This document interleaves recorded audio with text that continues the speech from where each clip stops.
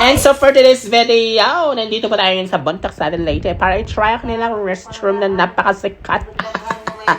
Kaya naman, puntahan natin, i-check natin ang kanilang restroom na talaga namang pinag-uusapan talaga. Ito yung first door of PWD. Ayan ay pang females. At ito naman yung sa mga males. Kaya i-discover natin ngayon. Pasukin natin ang males restroom.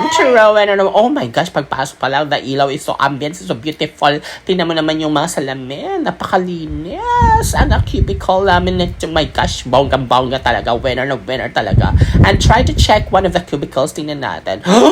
Oh my gosh, it's so shocking. Napakalinis talaga. At alam nyo ba guys, napakabango dito. Promise. Hindi kayo magsisisi pag nagbabayad kayo ng 5 pesos para mag-imihi at 10 pesos para mag-book. Charot! Winner!